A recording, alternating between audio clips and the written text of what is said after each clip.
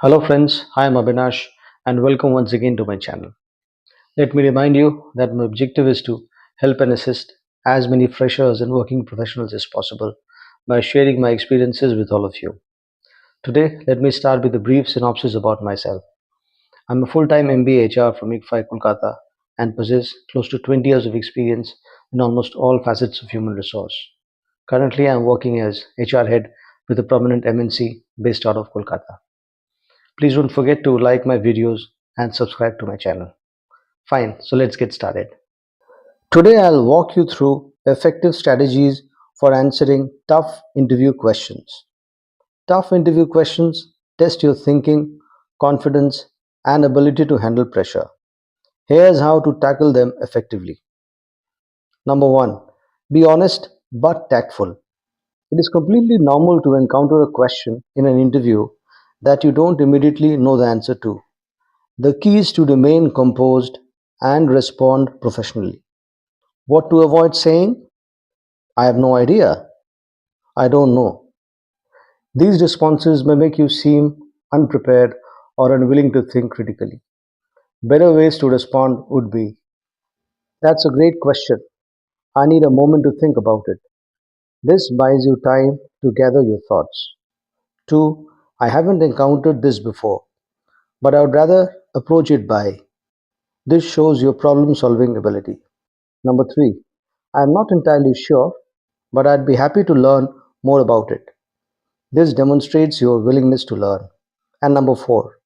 I don't have an immediate answer, but I would love to research this and get back to you. This shows initiative on your part. Being honest yet tactful helps you maintain confidence while demonstrating a proactive mindset. Number 2. Use the STAR method for answering behavioral questions. Let us first understand what is the meaning of STAR. Situation. Explain the context. Task. Describe your role. Action. What steps did you take? And finally, result. Share the outcome. If the interviewer asks behavioral questions like, what do you consider to be your greatest accomplishment? Or tell us about the time you handled a conflict with a coworker. It is essential to provide a clear and structured response. A great way to do this is by using the STAR method: situation, task, action, result.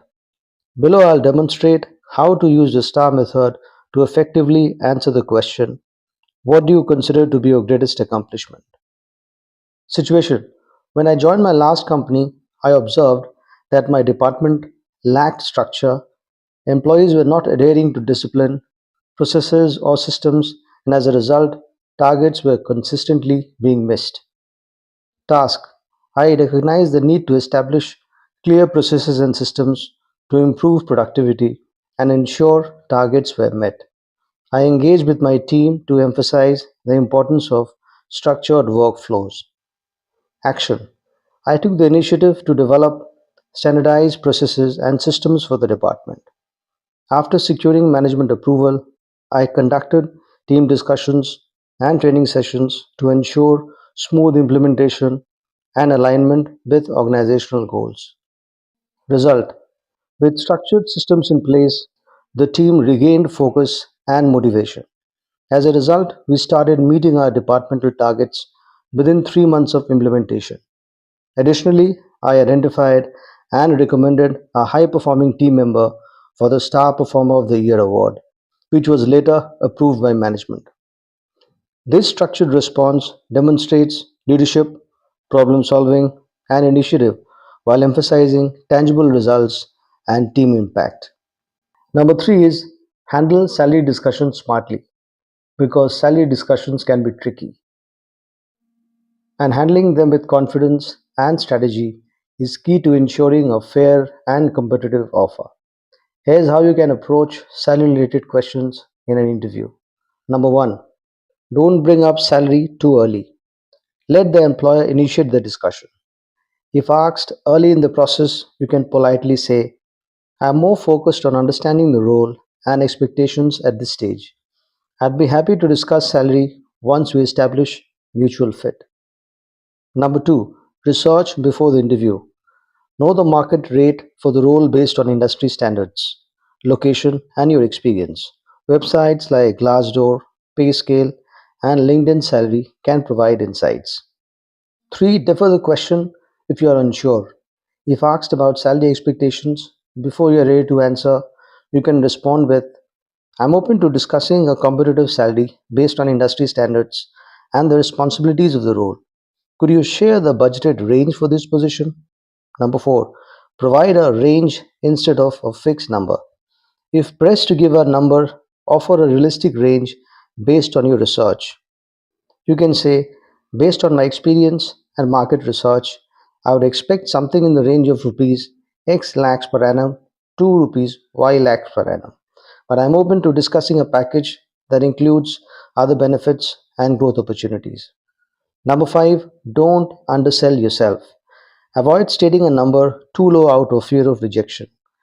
If you are unsure, you can say, I'd like to learn more about the total compensation package, including benefits, bonuses, and growth opportunities, before finalizing a number. Number 6, be ready to negotiate. If the offer is lower than expected, express appreciation and ask if there is flexibility. Thank you for the offer.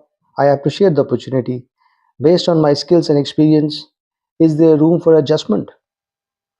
My final thoughts are the key to salary discussions is confidence, research, and flexibility. Approach it as a negotiation rather than a demand and ensure that your compensation reflects your value and contribution to the company. Number 4 is address weaknesses positively. While discussing your weaknesses in an interview, it is important to demonstrate self awareness and a proactive approach to self improvement. Avoid extreme or overtly genetic answers like I am a perfectionist, as these can come across as insincere or cliche. Effective ways to frame your weaknesses are instead of focusing solely on the weakness, highlight how you are actively working to improve. Here are a few examples. Sometimes I focus too much on details and risk overlooking the bigger picture. However, I'm learning to strike a balance by prioritizing key factors while maintaining attention to detail. I used to find it difficult to say no, which sometimes led to an overwhelming workload. Lately, I've been working on setting boundaries and politely declining requests when necessary. Next is, I tend to take my work very seriously and in the past often carried it home, leading to unnecessary stress. However, I am now consciously making an effort to maintain a work life balance and engage in activities outside of work. And finally, earlier I struggled with delegation because I felt the need to oversee every detail myself. But I have since worked on trusting my team and prioritizing tasks more effectively. How many weaknesses should you share? If asked about your weaknesses, keep it brief, one or two is sufficient. If you are asked for more and can't think of additional ones, it is perfectly fine to say, at the moment, I can't recall any others. The key is to present your weaknesses as areas of growth and learning rather than shortcomings. This approach leaves a positive impression and reinforces your adaptability and commitment to self improvement. The fifth and final tough question, which I'll touch upon here, is why do you want to leave your company? This question can be a pivotal moment in your interview, so it's crucial to handle it with care. I've emphasized this before and I'm reiterating it. Avoid speaking negatively about your current or past employers, colleagues, or workplace dynamics. Complaints or criticisms can reflect poorly on you and raise concerns for potential employers. Some responses that have negatively impacted candidates in interviews include I'm leaving because my boss discriminates among team members, micromanages tasks, and put undue pressure on me. Office politics is the main reason for my decision to leave. The work environment in my current company is not conducive, and the policies are discriminatory. Long term employees have formed an exclusive group that makes it difficult for new hires to integrate. And finally, the workload is overwhelming and I can't manage the pressure. Candidates who provided these responses were not selected. Instead of focusing on negative aspects, frame your answer positively to highlight your aspirations and professional growth. A strong response from your end could be: I have reached a stage in my career where I am eager to take on new challenges and broaden my skill set. After reviewing the job description, I believe this role aligns well with my career aspirations and offers the opportunity to grow, contribute meaningfully, and take on additional responsibilities. I'm excited about this next step and confident that my experience and skills will make me a strong fit for the role. This approach keeps the conversation forward focused and positions you as a proactive, growth oriented professional. This concludes my presentation for today.